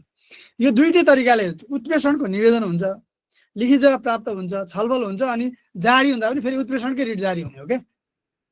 त्यही भएर एउटै शब्द हो नि, होइन? उत्प्रेषण भनेर एउटा शब्द भनिरहँदा उत्प्रेषणको रिट पनि हो, उत्प्रेषणको आदेश पनि हो क्या। दुईटै बुझ्नु पर्यो। उत्प्रेषण सार्वजनिक पद धारण गर्ने अधिकारी निकायका नाममा जारी गरिन्छ। आफ्नो क्षेत्राधिकार नागेर, क्षेत्राधिकार नभइकन कुनै प्रशासनिक, अर्धन्यायिक निकाय, तल्लो न्यायिक निकायले गरेको निर्णय गैर कानुनी बदरभागी भएमा उत्प्रेषणद्वारा त्यस्तो निर्णय बदर गरिन्छ। निर्णय गर्दा कानुनमा तोकेको कार्यविधि पालना भएको छैन अथवा निर्णय गर्ने अधिकारीले बदनियत राखी निर्णय गरेमा पनि त्यो त्रुटिपूर्ण छ भन्ने लाग्यो भने पनि मिसिल हेरेर पनि उत्प्रेषणको रिट जारी हुन सक्छ। भनेपछि के हुनुपर्छ? यसले भइसकेको निर्णय बदर गर्ने काम कसले गर्छ? उत्प्रेषणले गर्छ। अब प्रतिषेध, यो चाहिँ हुन लागेको सजिलो छ। उत्प्रेषणले भइसकेको बदर गर्छ।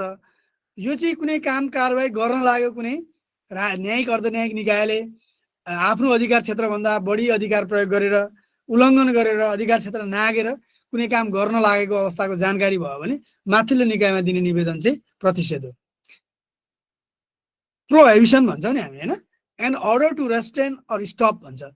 तिमीले निर्णय गर्न लागेर चाहिँ रोक, यथास्थितिमा राख है, नगर है निर्णय भन्ने। त्यही भएर यसले सार्वजनिक पद धारण गर्ने अधिकारी वा निकायले कारणवश गैरकानुनी निर्णय गर्न लागेमा मात्रै त्यस्तो कार्य गर्नबाट रोक्छ। अघि उत्प्रेषणले के गर्थ्यो? गैरकानुनी निर्णय गरेको छ नि बदर गर्थ्यो। यसले गर्न लागेमा रोक्छ। त्यो पोस्ट हो, यो प्री हो। सरल अर्थमा प्रतिषेध जारी गरेर कुनै गैरकानुनी हुनबाट रोक्ने काम गरिन्छ। प्रतिषेधको आदेश स्थायी प्रकारको हुन्छ है, यो एकदम पर्मानेन्ट हुन्छ। किनभने यसले नि गर्न रोक्यो भने रोकेको हुन्छ, नगर्नु भन्दियो भने नगरेको हुन्छ। त्यही भएर छितिमिति प्रतिषेधमा चाहिँ गइरहेको हुँदैन, किनभने मान्छेलाई थाहा नै हुँदैन गर्न लागेको भन्ने कुरा।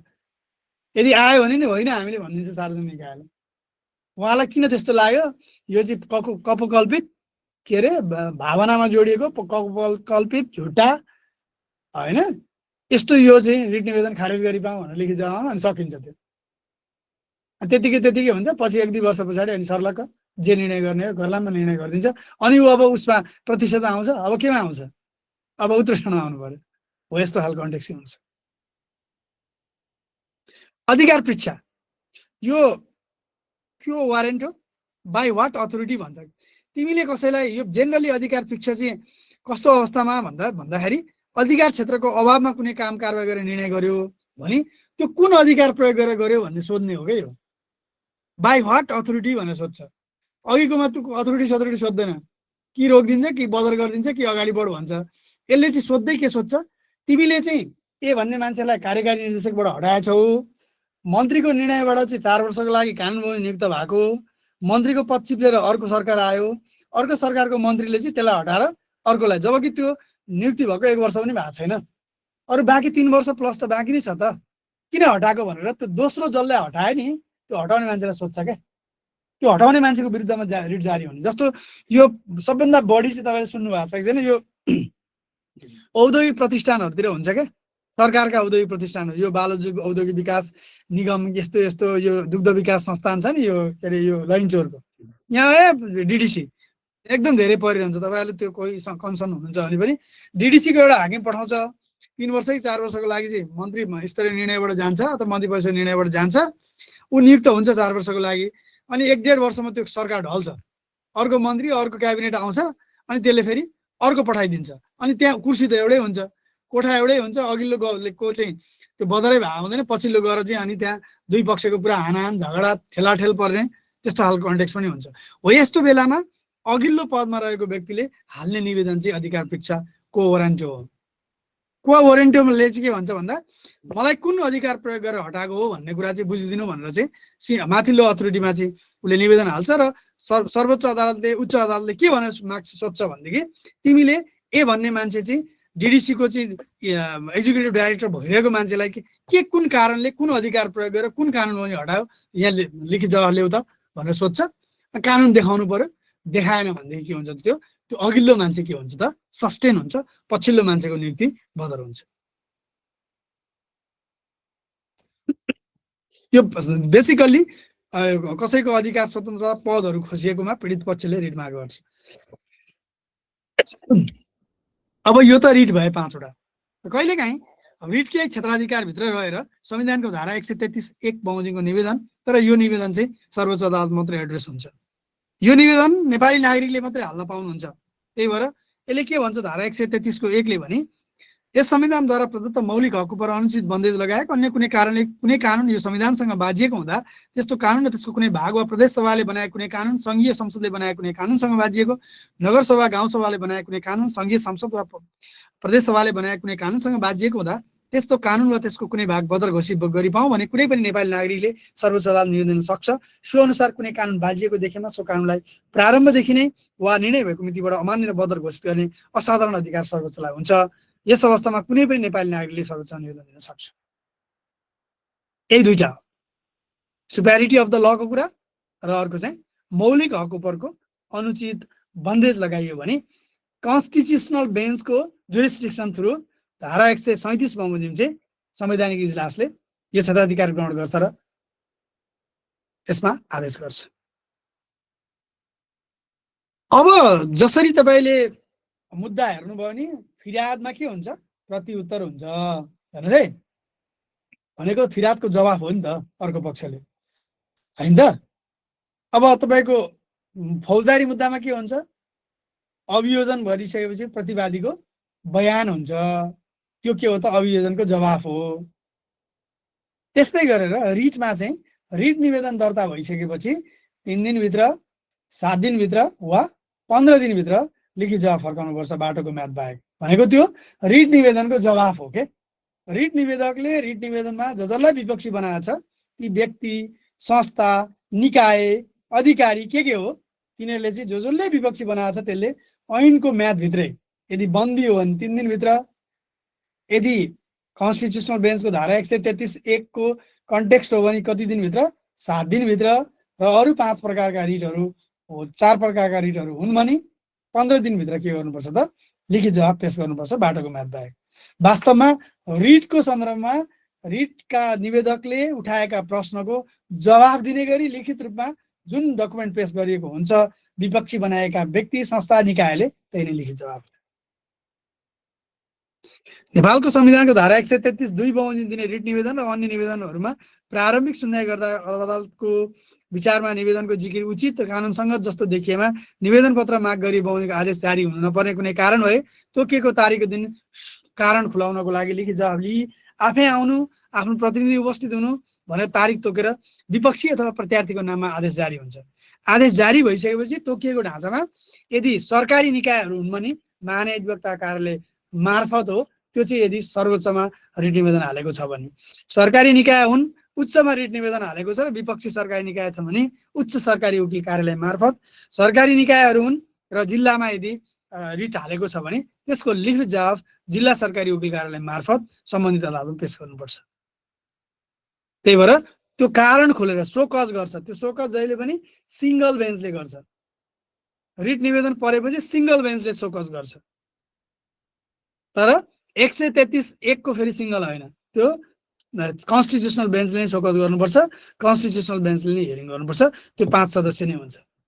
त्योदेखि बाहेकका रिट सिंगलले एक न्यायाधीशको इजलासबाट कारण देखाउ आदेश जारी हुन्छ। कहिलेकाहीँ एक न्यायाधीशको इजलासबाट सुई पनि हुन्छ। सुई भनेको अगाडि बढ्दैन, तिमीलाई सोकजै गर्नुपर्ने, त्यस्तो पनि हुन्छ भनेर खारेज गरिदिने। धेरै गरेको छ सर्वोच्च अदालतले खारेज। लाग्छ रामप्रसाद श्रेष्ठ, रामप्रसाद भण्डारी, रामप्रसाद श्रेष्ठ, जे भए पनि बिर्सेँ मैले, श्रेष्ठ हो कि भण्डारी थाहा भएन है। न्याय परिषदको सदस्य हुनुहुन्थ्यो उहाँ। न्याय परिषदको सदस्य हुन सर्वोच्च अदालतको न्यायाधीशको सोसरको सेवा सुविधा र हैसियत अथवा त्यो समकक्षता चाहिन्थ्यो, क्या क्वालिटी अथवा के भन्छ त्यसलाई, त्यो कस्तो आएन है, क्वालिफिकेसन त्यो चाहिन्थ्यो होइन। अनि त्यहाँ के लेखेको थियो, सर्वोच्च अदालतको न्यायाधीश बन्नको लागि त 65 वर्ष उमेर हो। तर रामप्रसाद अधिकारी के अरे श्रेष्ठ हो कि सिटोला के हो बिर्सेँ, रामप्रसाद श्रीमान त्यहाँ हुनुहुन्थ्यो, न्याय परिषदमा सदस्य तोकिनु भएको थियो, एपोइन्ट हुनुभएको थियो। उहाँ चाहिँ 1.5 वर्ष कतिमै 65 वर्ष क्रस हुनुभयो। त्यसबाट रिट निवेदन आयो। रिट निवेदन आइसकिसकेपछि यो त मिलेन, सर्वोच्च अदालतको न्यायाधीश सोसर भनिसक्यो त 65 वर्षमा रिटायर हुनु पर्यो भन्दाखेरि मलाई लाग्छ आनन्दमोहन श्रीमानकोमा सिङ्गलमा परेको थियो त्यसको विषय। आनन्दमोहन श्रीमानले चाहिँ सुरुमै प्राइमी फेसिया रूपमा यो उपयुक्त देखेन भने सुरुमै खारेज गरिदिनु भयो। यस्तो पनि कन्टेक्स्ट कहिलेकाहीँ हुन सक्दछ। र कसैले दिएको रिट निवेदन कारण देखाउ आदेश जारी भएमा अदालतले तोकेको म्यादभित्र जुन चिजहरू कारण खोलेर चाहिँ तिम्रो लिखित प्रतिवाद गर्न आऊ भन्छन् त्यसैलाई लिखित जवाफ भन्छ। ल अब मैले भनिहालेँ, सरकारी कार्यालयहरूको लिखित जवाफ सरकारी वकिल मार्फत मात्र पेश हुन्छ। तर जहाँ दर्ता भएको छ त्यही अनुसार, जिल्ला भए जिल्ला सरकारी, उच्च भए उच्च सरकारी, सर्वोच्च भए महान्यायाधिवक्ता कार्यालय। त्यही भएर सर्वोच्च अदालतमा लिखित जवाफ पठाउँदा महान्यायाधिवक्ता कार्यालय मार्फत पठाउनुपर्छ। लिखित जवाफ उचित र संयमपूर्वक हुनुपर्छ। उछलिने खालको ठाडो शब्दावली प्रयोग गर्ने, होचो हेलो गर्ने खालको शब्दावली प्रयोग गर्नु हुँदैन। र त्यसमा रिट जारी हुनु नपर्ने आधार र सम्बद्ध कानुन स्पष्ट लेखिएको हुनुपर्छ। किन मेरो लागि यो रिट जारी हुनु पर्दैन भन्ने कुरा क्लियर लेखेको हुनुपर्छ। कुन कानुनको आधारमा भन्ने कुरा पनि लेखेको हुनुपर्छ। त्यसैले कुनै विषयमा अदालतले कारण देखाउ आदेश जारी गरी कुनै प्रश्नको उत्तर मागेमा त्यसको जवाफ हो लिखित जवाफ। जवाफ सोधिएको वा जवाफ मागिएको विषयमा आफ्नो बेहोरा उल्लेख गरी दिने जवाफ हो। अदालत समक्ष निवेदन दिने निवेदकले आफ्नो निवेदन उठाएको कानुनी एवं संवैधानिक प्रश्न, आशंका, चुनौतीका सम्बन्ध विपक्षी बनाएकाहरूले आफूबाट भए गरे कार्यको कानुनसँग तर्कपूर्ण न्यायपूर्ण छ भन्ने मौका प्रदान गर्नको लागि उनीहरूलाई प्रतिवाद गर्न दिनुपर्छ। त्यो लिखित रूपमा प्रतिवाद हुन्छ, त्यही नै लिखित जवाफ हो। यसको मूल उद्देश्य भनेको प्रतिवाद नै हो।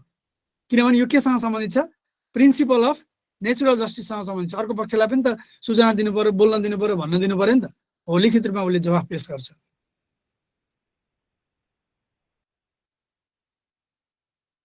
ल अदालतले लिखित जवाफ माग गर्ने व्यवस्थाहरू धारा 144 मा पनि छ, निवेदन दिन सकिन्छ। 151 जिल्ला अदालत, 133 सर्वोच्च अदालत विपक्षी बनाएका व्यक्ति निकाय अधिकारीको नाममा शोकज हुन्छ, त्यस पछाडि लिखित जवाफ फर्काउनु पर्छ।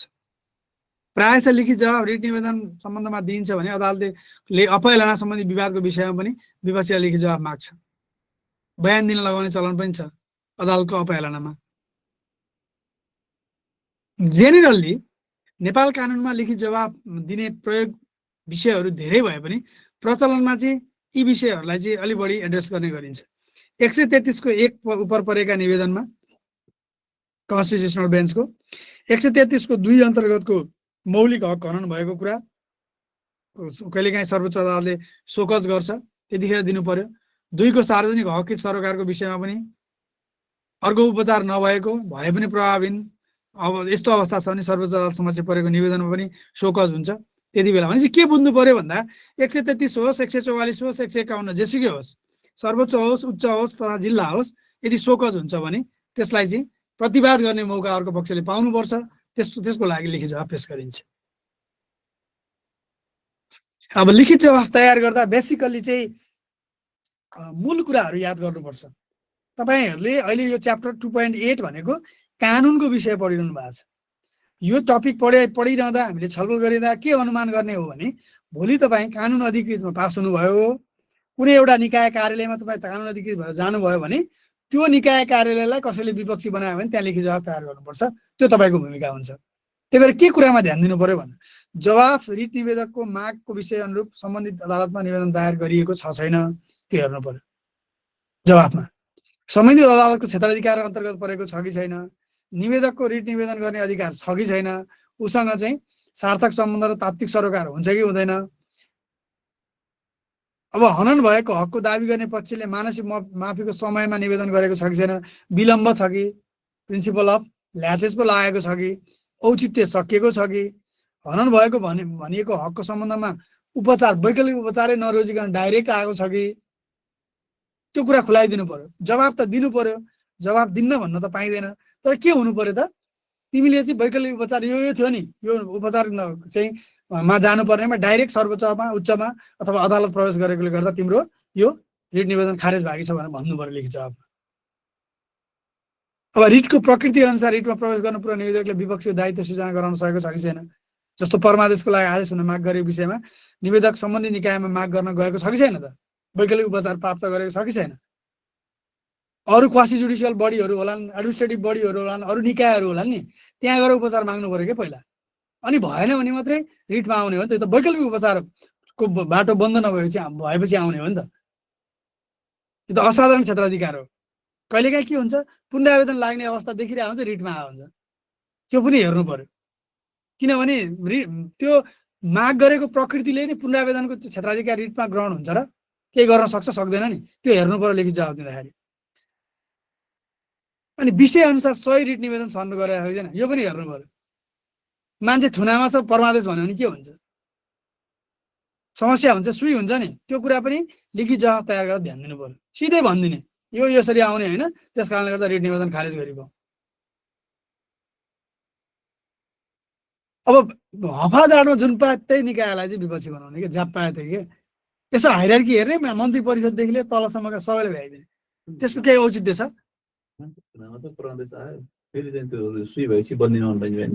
अनि आउनु त पाइयो, त्यो त्यो त्यो त आउनु त आउँछ, किनभने पटक पटक पनि आइरहेको हुन्छ। एउटै अदालतमा पनि आउँछन्, जोडेर लगाउनु गर्छ अदालत यो विषयमा लिबरल छ। त्यसले गर्दा पनि सर्वोच्च अदालतले चाहिँ नागरिकको अधिकारको प्रोटेक्सन गर्ने नाममा चाहिँ आफू एकदम धेरै उ पनि गरिरहेछ।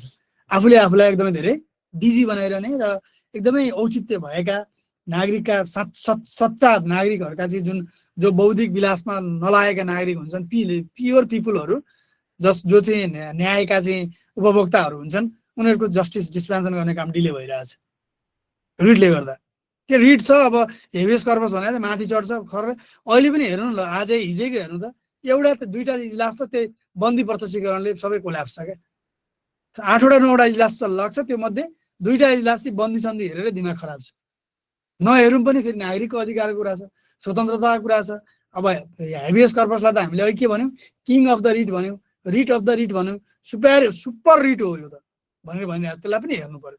त्यस कारणले गर्दा त्यो विषयवस्तु पनि रिटमा आउन मिल्ने हो कि होइन भन्ने कुरालाई चाहिँ अब निर्णय नै गरेका छैन त उत्प्रेषणमा आयो भने के हुन्छ, प्रतिशतमा आउनु पर्यो नि त। त्यस कारणले भनिदिनु पर्यो लिखित जवाब बनाउनेले कि यो त उत्प्रेषणमा आउने विषय नै होइन, खारेज गरी पाऊँ, यो त प्रतिशतको विषय भनिदिनु पर्यो क्या तपाईँले।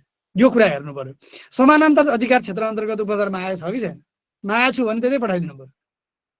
किनभने क्षेत्राधिकार के हो त, उच्चमा कुनै विषयवस्तुको विचाराधीन छ भने त्यही विषयवस्तु सर्वोच्चमा छ भने त सर्वोच्चले तानेर पनि हेर्छ नि त। त्यही भएर त्यो सेल्फ डिक्लेरेसन गरेको हुनुपर्छ, समानान्तर क्षेत्राधिकारमा मैले मागेको छैन भन्नु। लिखित जवाब पेश गर्ने आदेश तपाईँले तयार गरेको लिखित जवाब सम्बन्धित सरकारी वकिल मार्फत पेश गरेको हुनुपर्छ। किन तपाईँ त भोलि सरकारी निकायको अधिकारी भएर जाँदै हुनुहुन्छ भने चाहिँ सम्बन्धित सरकारी, तर फेरि के बुझ्नु पर्यो, प्रदेशको तपाईँ कर्मचारी भएर जानुभयो भने कहिलेकाहीँ के हुन सक्दछ, स्थानीय तहको पनि भोलि आवश्यक परेर चाहिँ कानुनका चाहिँ अफिसियलहरू स्थानीय तहमा पनि त्यो खालको ऐन आयो भने भोलि तपाईँले के गर्नुपर्ने हुन्छ, फेरि सरकारी वकिल मार्फत जान पाउनुहुन्न। प्रदेशको हो भने के मार्फत जानु पर्यो, मुख्य न्यायाधिवक्ता कार्यालय मार्फत जानु पर्यो। मार्फत मुख्य न्यायाधिवक्ता कार्यालय लेख्नु भयो, म ढाँचा देखाउँला, थाहा हुन्छ त्यति बेला। सङ्घीय अधिकारी, सङ्घीय निकाय भने मार्फत सरकारी वकिल, जुन अदालतमा छ त्यही हैसियतको सरकारी वकिल, त्यही लेभलको त्यहीँको। अब प्रदेशको सन्दर्भमा रिट निवेदन प्रदेशलाई चाहिँ विपक्षी बनाएको छ, त्यस्तो अवस्था छ भने त्यो प्रदेशको अथोरिटीको तर्फबाट तपाईँले रिट निवेदन लेख्नु पर्यो, मार्फत मुख्य न्यायाधिवक्ता कार्यालय हुन्छ। बन्दीमा मेन कुरा त्यही अघिको थुना कारण कानुनसँग छ कि छैन, त्यो लिखित जवाब, कानुनसँग थुनेको छु, थुनामा राख्ने अधिकार मलाई छ, मैले ड्यु प्रोसेस अफ ल अप्लाई गरेको छु, म साधिकार निकाय हुँ, संवैधानिक छ मैले थुनेको कुरा, मैले बन्दियत भावना लिएर प्रवृत्त भावना लिएर थुनेको होइन। यो कुरा तपाईँको लिखित जवाबमा देखिनुपर्छ बन्दीको सन्दर्भमा। अनि कहिलेकाहीँ के हुन्छ, बन्दी त आउँछ तर हिजै मुक्त भइसकेको हुन्छ। त्यो छ भने मिति यतिमै बन्दीलाई थुनामुक्त गरिसकेको बेहोरा अनुरोध भनेर एक लाइन लेखिदिनु, लेखी जा सक्यो, केही गर्नु पर्दैन। भोलि तपाईँ बहसै गर्नु पर्यो सरकारी वकिल भन्नु पर्यो भने यो लेखी जवाब हेरेर जानुपर्छ। सम्बन्धित अथोरिटीसँग यसरी थुने गरेर तपाईँले छोडिसकेको हो हाजिर जवानी भनेर सोध्नुपर्छ। हाजिर जवानी छोडिसकेको हो भन्ने कुरा तपाईँले भनिदिनु भएन र त्यहाँ ब्रुक ब्रुक उफ्रेर बहस भयो भने नि तपाईँलाई इजलासै भरि अघि नै भन्नु पर्दैन, तपाईँले अपडेट हुनु पर्दैन भनेर उल्टै गाली गर्छ। त्यस कारणले गर्दा तपाईँको त्यो समय, इजलासको समय त तपाईँ एक लाइनमा सक्यो नि त श्रीमान, म वादी के अरे म चाहिँ महान्यायाधिवक्ता कार्यालयको फल्ना उपन्यायाधिवक्ता सहायक न्यायाधिवक्ता फल्ना प्रस्तुत रिट बन्दी प्रत्यक्षको रिटको सन्दर्भमा मिति यति यति यति आजभन्दा 2 दिन अगाडि नै चाहिँ यो चाहिँ हाजिर जवानीमा थुनामा रहेको व्यक्तिलाई थुनामुक्त गरिसकेको बेहोरा अनुरोध छ श्रीमान भन्ने झोला बोक्ने हस् हजुर भन्ने नमस्ते गर्ने हिँड्न सक्यो। एकदम इफेक्टिभ बहस भयो हेर्नुहोस्। तपाईँले मार्क चाहिँ तपाईँको चाहिँ A+ प्राप्त गर्नुहुन्छ। त्यत्रो दिनभरि बहस गर्नु पर्दैन। तर तपाईँ अपडेट भएर गइदिनु पर्यो अथोरिटीसँग, त्यो कुरा पनि सम्झिनु पर्यो। पूर्वपक्षको सिलसिलामा थुनामा रहेको तपाईँ अथोरिटीले बोल्दाखेरि के हुन्छ, तपाईँले बोले पुग्छ, तर त्यही डिफेन्स लयरलाई चाहिँ लेखेर ल्याउनुहोस्, प्रमाण ल्याउनुहोस्, खै लिखित रूपमा प्रस्तुत गर्नुहोस् भन्नुहुन्छ। त्यही भएर तपाईँ चाहिँ अफिसियल हो, राज्यको अथोरिटी हो, अथोरिटीले बोलेको कुरा त्यो आफै अथोरिटी बोलेको हुन्छ, भ्यालिड हुन्छ। त्यही भएर सरकारी वकिल चाहिँ बहस गर्न जाँदाखेरि वकालतनामा चाहिँदैन, तर अर्को कानुन व्यवसाय वकालतनामा नहेरिकन त बहस गर्न दियोस् त अदालतले, त्यो भ्यालिडै हुँदैन। त्यो अथोरिटी भनेको अथोरिटी। त्यही भएर अथोरिटीले कहिले पनि नचाहिने कुरा बोल्नु हुँदैन, अथोरिटीले जे पाए त्यही बोल्नु हुँदैन, अथोरिटीले तथ्य ढाँट्नु हुँदैन, नभएको कुरा बोल्नु हुँदैन, थाहा नभएको कुरा थाहा छैन श्रीमान भन्नुपर्छ। यो कुरा भोलि तपाईँले लिखित जवाब पेश गरेर तपाईँ नै बहस गर्न जानुपर्ने अवस्था नै हुन्छ नि त त्यही निकायको। जस्तो महान्यायाधिवक्ता कार्यालयलाई कसैले विपक्षी बनायो भने त हामी आफै लिखित जवाब पेश गर्छौँ, हामी आफै बहस गर्न जान्छौँ नि। अब पूर्वपक्षको सिलसिलामा थुनामा रहेको बन्दी आयो कि नबुझेर मैले ताप्लेजुङको एक्जाम्पल दिन्थेँ नि यहाँहरूलाई। फुर्सद छैन मलाई थुना बस्ने भने एउटाले। अब थुना भन्ने चिज चाहिँ कसुर गरेर थुना पठाउनु, थुन्चेको आदेश थुना पठाउँदा फुर्सद हुँदा जाने हो। किन फुर्सद छैन भनेको गाई बाख्रा वस्तु सबै बिग्रिन्छ अरे, माइला बाको 4वटा श्रीमती हुनुहुन्थ्यो अरे आमाहरू, त्यही भएर सबै भ्याउँदै उसको एउटा मात्रै श्रीमती छ, त्यही भएर भ्याउँदैन। फुर्सद भयो भने बस्नु, अहिले भ्याउँदिनँ भने इजलासमा भनेको कुरा के। यस्तो प्रवृत्तिका मान्छेहरू पनि, यस्तो कानुनको नलेज नभएका मान्छेहरू पनि रहन्छन्। त्यस्तो बेलामा त्यो बन्दीको रिट चाहिँ गतिलो तरिकाले नआएको पनि हुन्छ नि त, त्यो कुरा हेर्नु पर्यो। यस्ता कुराहरू चाहिँ हेर्नुपर्ने हुन्छ। बन्दीको मात्रै नै कुराहरू। अब निषेधाज्ञाको यो अब निवेदन मात्रै हो, आशंकाको विद्यमानता छ कि छैन भन्ने कुरा हेर्ने हो। त्यसको कुनै पनि नागरिकको हकमा, निर्विवाद हकमा आघात आशंका पर्ने विद्यमानता छ कि छैन हेर्नु पर्यो। जेनेरली तपाईँलाई जहाँ छ निषेधाज्ञाको कुराहरूको त्यति क्वेसन आउँदैन, किनभने यसलाई मैले निवेदन मात्रै हो, यो रिट होइन भनिसकेको छु। त उत्प्रेषणको कुरा ध्यान दिँदाखेरि कानुनको प्रयोगमा, व्याख्यामा देखादेखि त्रुटि छ कि छैन, प्राकृतिक न्यायको सिद्धान्त विपरीत छ कि छैन, प्रवृत्ति कमन छ है धेरै कुराहरू। प्रवृत्ति भावना लिएर बदर गर्नुपर्ने विषय नीतिगत विषय हो कि हेर्नुपर्छ। न्याय सेवा अधिकृत तयारी अनलाइन कक्षा सञ्चालन भइरहेको छ। न्याय सेवाका सहसचिव र उपसचिव सरहरूबाट प्रशिक्षण हुने न्याय सेवा तयारी कक्षामा सहभागी भई न्याय सेवा अधिकृत हुने अवसर छ।